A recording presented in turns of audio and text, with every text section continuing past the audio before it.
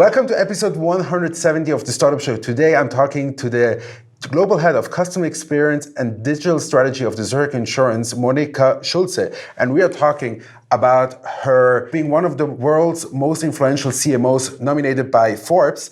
And we're talking about the future of digital insurance and how insurance is going to develop over the next couple of years. And she's giving hands-on advice on how to be a leader in a multinational corporate world. Make sure to stay tuned for the whole video and enjoy.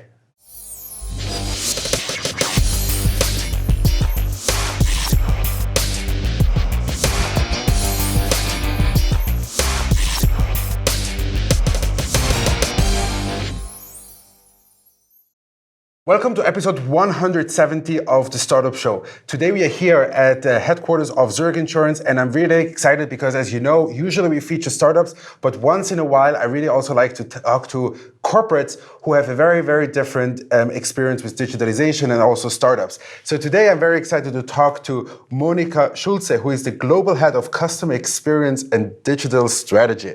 Monika, thank you so much for being on the show today. I really, really appreciate your time. As usual on the Startup Show, and I don't want to deviate from this tradition, is that you quickly introduce yourself to my audience. So maybe take it away, give 1 minute introduction about yourself. So I'm Monika Schulze, responsible for customer centricity at the company. In our strategy, we now say we are all customer-led, and we use digital and digital transformation in order to get there. So it's very important to say the customer is the starting point, but then we use technology in order to get there. So it's not technology as a starting point, yes, and then hopefully the customer is happy. It's the other way around. Mm-hmm. So understanding your customers deeply and then developing strategies and projects against it. Right. And that is my job. Your role here. Yeah, I know. We want to talk about your role, and I want to talk about your job here. First, I want to talk about yourself first. Yeah. So you spent about 19 years at Unilever, which is a very long period, you know, specifically considering today in this day and age. But like in the last couple of years, like what is it kind of like the key learnings that you took from your previous employer to now to your job here at Zurich Insurance? I had the privilege to work in one big industry and then coming to another. And I think one of the things I really learned is each industry is very different and you have to start from a different perspective. So if you look at what I learned at Unilever is, I know brand, innovation and everything which is customer-led by heart. And here we have an industry which is more product-focused, underwriting-focused, a lot of focus on claims as well, because that's the moment of truth. So the question is, how do you get from a culture where it's clear that the customer is part of the DNA to a culture where it's not that obvious and you start more with technology and products instead of with the customer? One of your things that I saw on your LinkedIn is that you were one of the world's most influential CMOs according to Forbes in 2017. What kind of like helped you this title? Like how did it like impact your career? It helped me a lot to get interesting contacts on LinkedIn, but also then being invited to conferences. And I think it's good that Zurich and I, as Monika Schulze, have a voice and say, this is what I believe has to be done strategically. Mm-hmm. Because in the end, I think it's not that easy to develop strategies and views. And I'm very determined about mine and that you have to do things in a certain way. And I'm always interested to see other people's point of view. And it's good to be on stage, to be invited to conferences and see how you can develop and also then build on what you believe, what you have learned, and then see other perspectives as well. Zurich Insurance is a global brand. I think majority of the people know what it is, but maybe you can give like a one-line explanation for all the two people out there who have no idea like what Zurich Insurance is. So Zurich Insurance is a company that is present worldwide. So we are in about 170 countries. We have around 53,000 employees around the world. And we're serving around 55 million customers. So huge company, huge tanker, and we're very profitable as well. And if you look at the dividends, which were increased again this year, we are a financially very solid company. Having said that, at this year's AGM, we for the first time also invited a customer. So he was on stage, he was there. So I think that there's symbolic view also that, yes, financials are important, but to serve the customer in a very significant way is also very important. Mm-hmm. You mentioned about your role in the very beginning about having the customer at the center of everybody's efforts. What would you say is your key ingredient to assure this is actually the case? It's always the same, data. So you need data in order to understand how your customer feels, thinks, and evaluates your company and your services. So what we're using at Zurich is the so-called NPS system, the Net Promoter System. So whenever a customer has an interaction with us, we're asking the customer afterwards, what do you think? Was the service good, bad, the product? And then we analyze the data and take a decision what to do, and then set up projects accordingly. One of your key things that you have to work on is making sure that the products and services of Zurich are personal for every customer. How do you make this happen? I mean, like, I'm sure you have hundreds of customers. How do you make sure like everybody gets a personal product? I mean, to be very honest, you cannot say you get a personal product if you sell a retail product, because there it's fast flow. And the most important thing for a customer is that you get the product relatively quickly, and the underwriting process is relatively quickly as well. In the retail space and private space, it's more important for the customer that it's convenient, they understand what you are doing, they understand the products, and they get the service relatively quickly. Mm-hmm. When it comes to bigger customers like the Nestlés of this world, it is very important that you serve them in a very personalized way, and you discuss with them and find solutions that are tailor-made. Mm-hmm. But in the retail space, people are most interested in transparency, convenience, and give me something which I understand.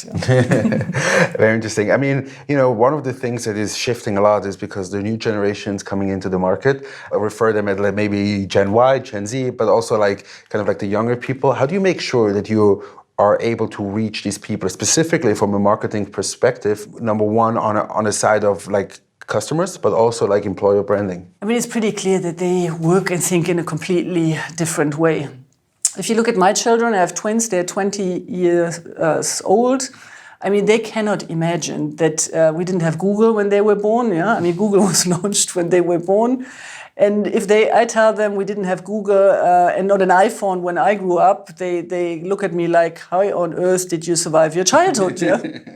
I mean, it's really funny. If you then tell them that the traditional way of dealing with insurance is an agent, and you sit on their sofa and they explain to you how the product works, they're like, no. I mean, forget it. I mean, their mobile is their entry point to the world. And you have to find mobile solutions. And I also have, product information, quote and buy, everything you need on a mobile, and then serve them in the way they buy products on Amazon. That's what they want. And you cannot just say, look, go to an agent or a broker and they will serve the world. Otherwise, in my case, they still delegate to me, that's clear.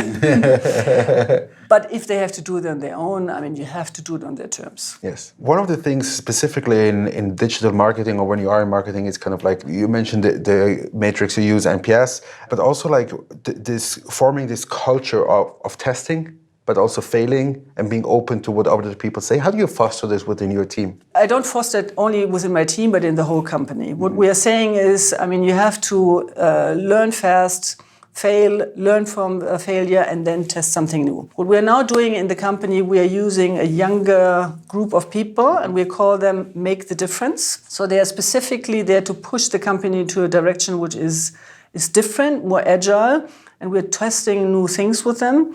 We now have the 7th cycle of the Make the Difference team, and we're using all the teams from all the different countries to come here to Zurich, give them certain projects, and then decide together with them how to best mobilize the people in the countries as well. And I think that helps quite a lot. Because you need some kind of nucleus of people who help you in the company to push it. If you say, I think, and this is our strategy, is one, but you need people in action, who show the world how to do it. One of the things that I'm very curious to know is about, like, if you can quickly elaborate the status quo. How does the Zurich Insurance work right now, and how do you imagine it if it's further change in the next, let's say, 5 to 10 years? What we're doing right now, if we're really honest, we still work in very much functional teams and silos.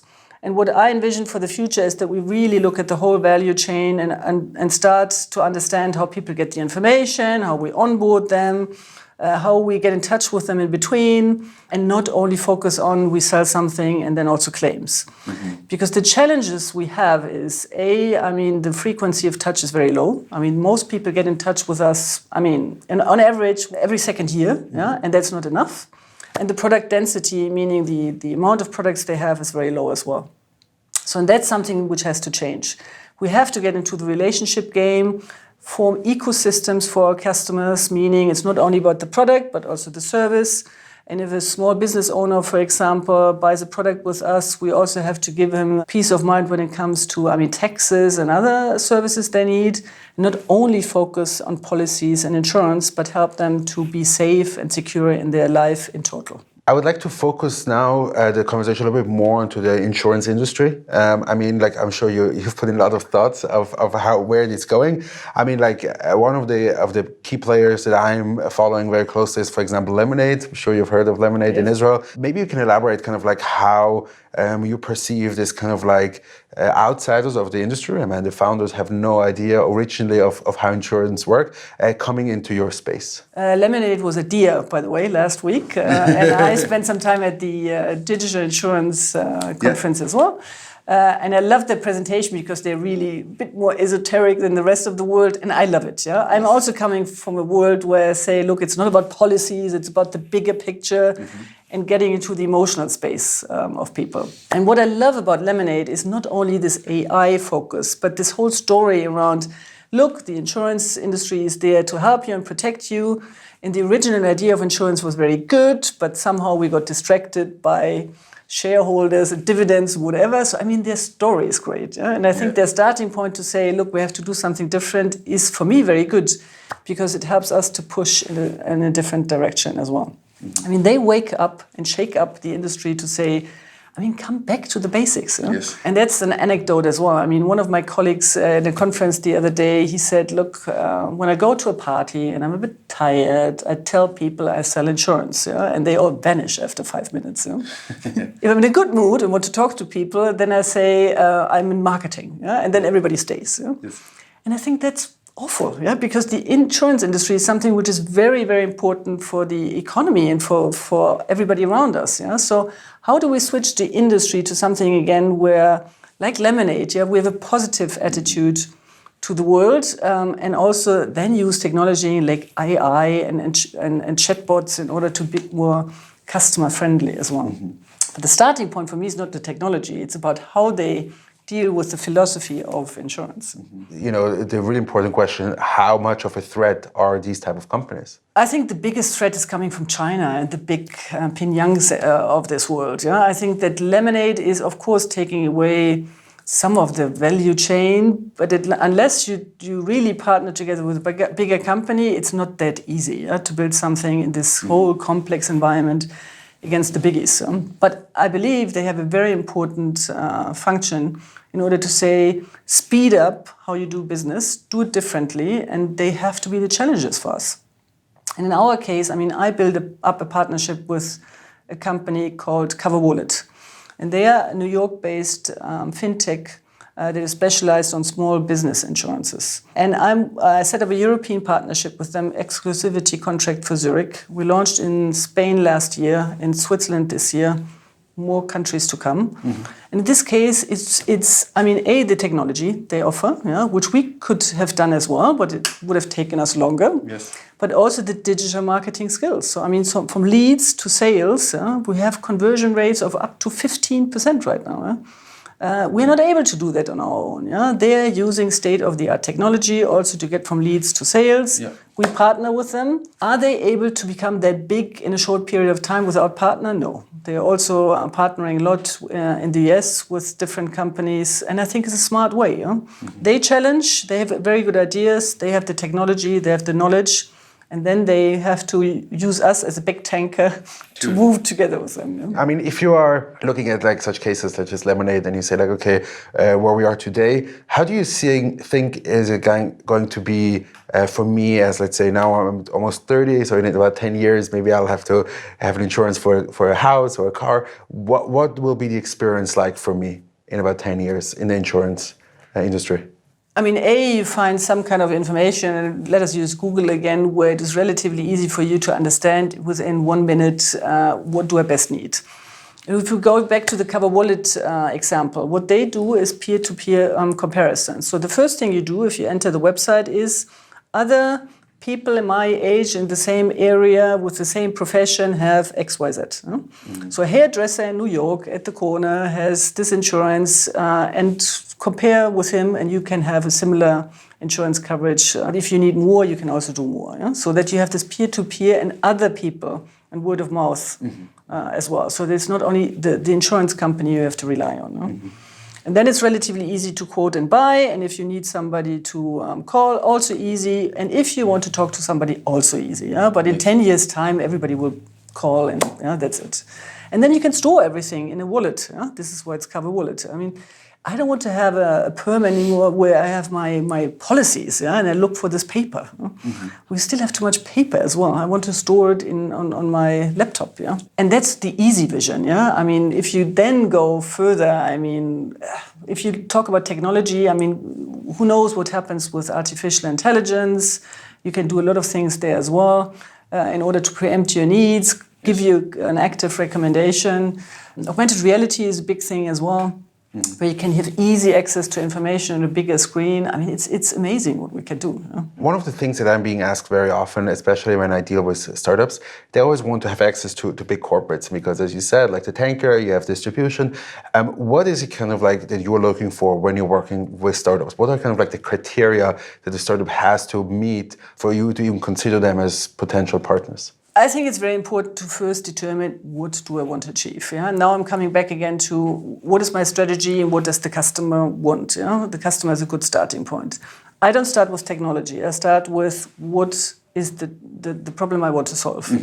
Based on my discussions I had last week again, I think that we fall in love with technology too often and we don't define what is the problem I want to solve. Then the second thing is, which I really appreciate as well, if somebody in a short period of time can define their value proposition. If a company takes 10 minutes to explain to me why they have something which is better than others, or just explain to me what the value proposition is, I think that's not good enough. I mean, what you have to do relatively quickly, and there a lot of startups have a challenge, is what is it? What I sell better than others. There's a lot of duplication. Also last week, I mean, AI...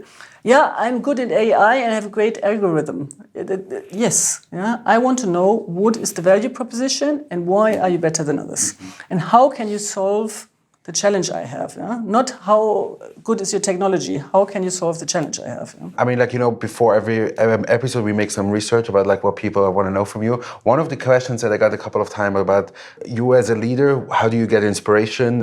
How are you defining yourself as a leader and making sure you have good leadership? I'm a big believer in diversity. Yes. And I'm not talking men, women now. I'm talking different ways of thinking and I like people who challenge me. I mean, in a good way, not negative way. But I think it's good that you have people around you who dare to say something. I'm not a big believer in hierarchy. Who have different opinions, where you can discuss also with people from outside, and then get to a better position than before. And that is something which is not easy. Of course, it's much easier to have people around you who are the same, because then you don't get into trouble. But I value diversity quite a lot. I mean, in terms of culture, in terms of language, in terms of thinking, so that you have a broad portfolio of opinions and then grow. And I think that is important. And then as a leader, I think you have to have a clear vision, but at the same time you have to listen.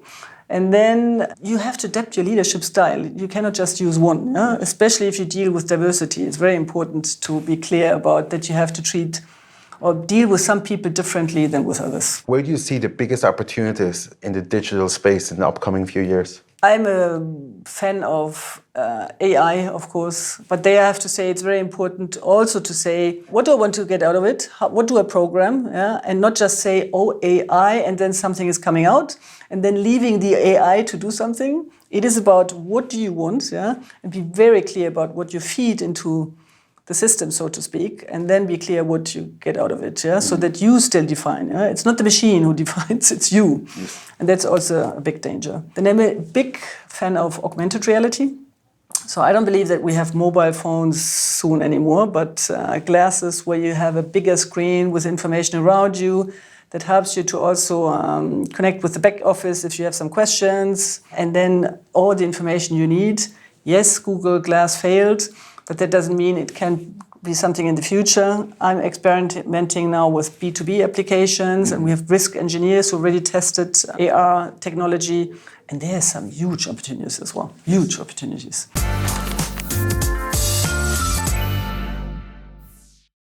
What's the best way to foster innovation in a multinational corporation top-down? Include as many people as possible to foster ideas and then have a systematic way to get the best out of it. What would you recommend your children and why? Entrepreneurship or corporate? In the beginning, corporate and then entrepreneurship. Who is your biggest role model in the digital world and why? My biggest role model, I have different role models. In the end, it's all about strategy, and it's my former boss who helped me to develop strategies that are now valid for the digital world as well. So what do you want to achieve? How do you achieve it? What is the best technology to get there? And who is this? His name? Eduard Tomicek. Good. What traits do you look for when you hire? When I hire, I look at my team, see what I already have, and then make sure that I hire somebody who is different so that we are a diverse team. Okay, good. What is success in life for you? Success in life is if I have visibly achieved something in my private life together with my family. So I'm proud of my children and how they developed and what they're doing today. And then also in business, where, the setup of the partnership with Cover Wallet, all the customer work we have been doing, where I now see the results. We're now present in 25 countries with our NPS, and I have some other key numbers which are great. So, numbers, so that I have achieved something. How do you keep your productivity high? Positive experiences. So I'm always happy because I always have the feeling I have positive people. So thanks a lot. And also positive results around me. Good. And the last one, how do you maintain a work-life balance? That's a tricky one. I think my husband helps me a lot there, because he's always like, no, you have to turn off. Yes. So sometimes you need feedback and support, but in total, I think if you have a family, it helps. Yeah. Yes.